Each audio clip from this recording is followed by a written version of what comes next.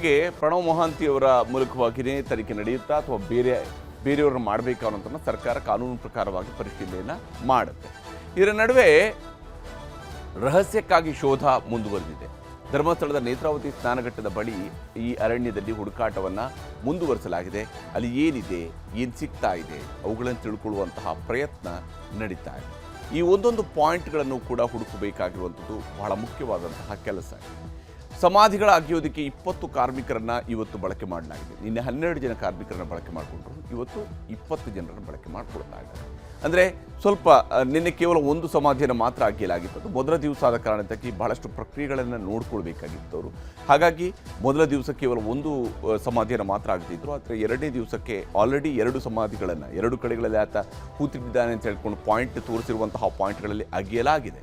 ಮೀಸಲು ಅರಣ್ಯವಾದ ಕಾರಣಕ್ಕೆ ಯಂತ್ರಗಳನ್ನು ಬಳಸದೇನೆ ಕಾರ್ಮಿಕರನ್ನ ಮಾತ್ರ ಬಳಕೆ ಮಾಡಲಾಗ್ತಾ ಇದೆ. ಇದು ಮೀಸಲು ಅರಣ್ಯ ಇದೆ, ಹೀಗಾಗಿ ಇಲ್ಲಿ ಯಂತ್ರಗಳ ಬಳಕೆಗೂ ಕೂಡ ಜಾಸ್ತಿ ಅವಕಾಶಗಳು ಇಲ್ಲ. ಹೀಗಾಗಿ ಕಾರ್ಮಿಕರನ್ನು ಬಳಸಲಾಗಿದೆ. ಅಷ್ಟೇ ಅಲ್ಲದೆ ಕಾನೂನಿನ ಜೊತೆಗೆ ವೈಜ್ಞಾನಿಕ ಕಾರಣದಿಂದ ಕೂಡ ಯಂತ್ರಗಳ ಬಳಕೆಗೆ ಬ್ರೇಕನ್ನು ಹಾಕಲಾಗಿದೆ. ನಿನ್ನೆ ಆ ಗುಂಡಿ ನಿನ್ನೆ ಒಂದು ಗುಂಡಿಯನ್ನು ತೋಡಿದ್ರು. ಆ ಗುಂಡಿಯಲ್ಲಿ ಅಲ್ಲಿ ಸಿಗ್ತಾ ಇಲ್ಲ ಅಂತ ಹೇಳಿದಾಗ ಇಲ್ಲ ಇನ್ನಷ್ಟು ಆಳಕ್ಕೆ ಹೋಗೋಣ ಅಂತ ಹೇಳುವಂಥದ್ದು ಆತ ಡೌಟ್ ವ್ಯಕ್ತಪಡಿಸಿದ. ಹಾಗಾಗಿ ಮತ್ತಷ್ಟು ಆಳವನ್ನು ಕೊರೆಯೋದಕ್ಕೆ ಬೇಕಾಗಿ, ತೆಗೆಯೋದಕ್ಕೆ ಬೇಕಾಗಿ, ಗುಂಡಿಯನ್ನು ತೋಡೋದಕ್ಕೆ ಬೇಕಾಗಿ ಇಮಿಡಿಯೇಟಾಗಿ ಬೇಗನೆ ಕೆಲಸ ಮುಗಿಲಿ ಅಂತ ಹೇಳ್ಕೊಂಡು ಅವರು JCBಯನ್ನು ತರಿಸಿದ್ರೆ ಹೊರತು ಅದು ವೈಜ್ಞಾನಿಕವಾಗಿ ಕುರುಹುಗಳನ್ನು ಪತ್ತೆ ಹಚ್ಚುವಂತಹ ಸಂದರ್ಭದಲ್ಲಿ ಇಂತಹ ಯಂತ್ರಗಳ ಬಳಕೆಗೆ ಅವಕಾಶ ಇಲ್ಲ. ಅದೇನಿದ್ರು ಕೂಡ ಕಾರ್ಮಿಕರ ಮೂಲಕ ಬಹಳ ನಿಧಾನವಾಗಿ ಅಗಿಬೇಕಾಗುತ್ತೆ. ಭಾರಿ ಮಳೆ ಮಧ್ಯೆಯೂ ಕೂಡ ನಡೀತಾ ಇದೆ ಹುಡುಕಾಟ. ಈ ಹುಡುಕಾಟದ ಕೆಲಸಕ್ಕೆ ಒಂದು ಕಡೆಯಲ್ಲಿ ಭಾರಿ ಮಳೆ ಕೂಡ ಆಗ್ತಾ ಇದೆ. ಆದರೆ ಅದರ ನಡುವೆಯೂ ಕೂಡ ಬಹಳ ವ್ಯವಸ್ಥಿತವಾಗಿ ಇದನ್ನು ಪತ್ತೆ ಹಚ್ಚುವಂತಹ ಕಾರ್ಯವನ್ನು ಮಾಡ್ತಾ ಇದ್ದಾರೆ. ರಹಸ್ಯವನ್ನು ಶೋಧಿಸುವಂತಹ ಕೆಲಸವನ್ನು ಮಾಡಲಾಗ್ತಾ ಇದೆ.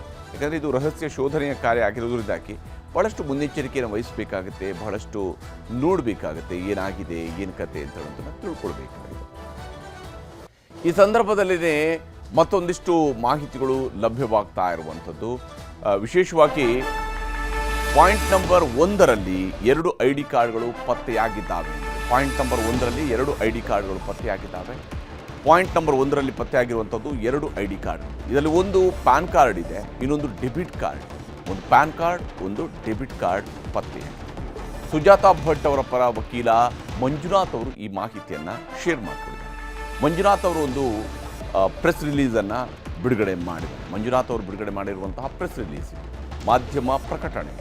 ಹಲವು ಅಂಶಗಳನ್ನು ಉಲ್ಲೇಖ ಮಾಡಲಾಗಿದೆ. ಅದರಲ್ಲಿ ಪುರುಷನ ಹೆಸರಿನ ಪಾನ್ ಕಾರ್ಡ್, ಲಕ್ಷ್ಮಿ ಹೆಸರಿನ ಡೆಬಿಟ್ ಕಾರ್ಡ್ ಪತ್ತೆಯಾಗಿದೆ ಅಂತೇಳಿ ಉಲ್ಲೇಖಿಸಲಾಗಿದೆ. ಕೆಂಪು ರವಿಕೆ ಕೂಡ ಇದರಲ್ಲಿ ಸಿಕ್ಕಿದೆ ಅಂತೇಳಿ ವಕೀಲ ಮಂಜುನಾಥ್ ಅವರು ಮಾಹಿತಿಯನ್ನು ನೀಡಿದರು. ಇದು SIT ಅಧಿಕೃತ ಮಾಹಿತಿ ಅಲ್ಲ, ನಾವು ಅದನ್ನೇ ಹೇಳ್ತಾ ಇದ್ವಿ. ನಾವು ನಿಖರವಾದಂತಹ ವರದಿಯನ್ನು ಮಾಡ್ತಾ ಇರುವಂತಹ ಕಾರಣಕ್ಕಾಗಿ ಈ ವಿಚಾರವನ್ನು ಹೇಳ್ತಾ ಇದ್ವಿ.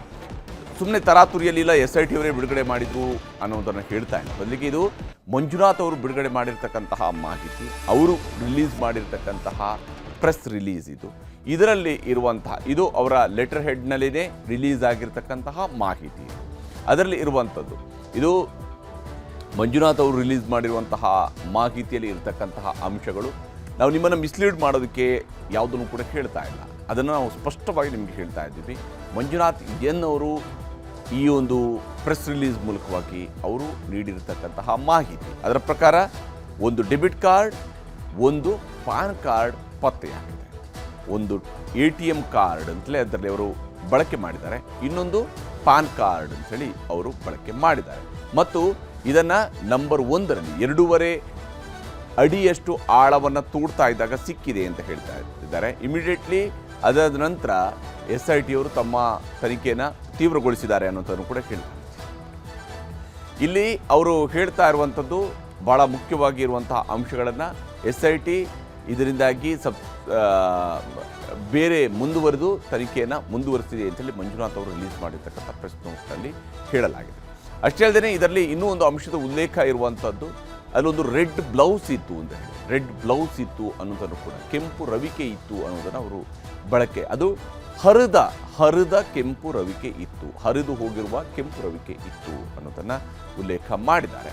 ಇದರ ಜೊತೆಗೇ ಇನ್ನೂ ಒಂದು ಅಂಶ ಅಂತ ಹೇಳಿದರೆ ಅಲ್ಲೊಂದು ಲಕ್ಷ್ಮಿ ಅನ್ನುವ ಹೆಸರಿನಲ್ಲಿ ಇದೆ ಅನ್ನೋದಕ್ಕೆ ಸಂಬಂಧಪಟ್ಟಂತೆ ಕೂಡ ಮಾಹಿತಿಯನ್ನು ನೀಡಲಾಗಿದೆ.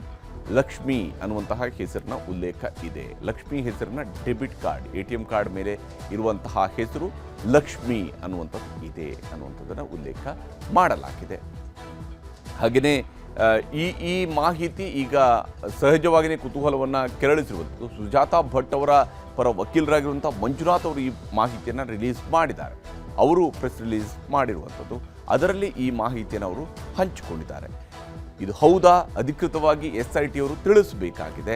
ಆದರೆ ಸದ್ಯಕ್ಕೆ ವಕೀಲರು ಕೊಟ್ಟಿರುವಂತಹ ಮಾಹಿತಿಯನ್ನು ನಂಬೋದಾದರೆ ಅಲ್ಲಿ ಒಂದು ಡೆಬಿಟ್ ಕಾರ್ಡ್, ಒಂದು ಪಾನ್ ಕಾರ್ಡ್, ಒಂದು ATM ಕಾರ್ಡ್, ಒಂದು ಪಾನ್ ಕಾರ್ಡ್ ಇವೆರಡೂ ಕೂಡ ಸಿಕ್ಕಿದೆ.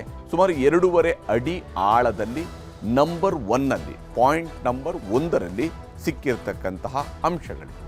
ಇದು ಬಹಳ ಮುಖ್ಯವಾಗಿದೆ.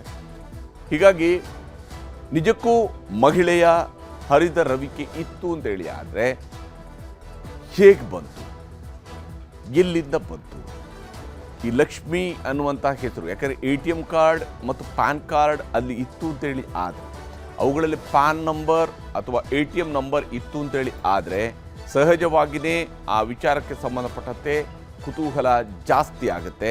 ಅದನ್ನು ಹುಡುಕುವಂತಹ ಪ್ರಯತ್ನವನ್ನು ಜಾಸ್ತಿ ಮಾಡಲಾಗುತ್ತೆ.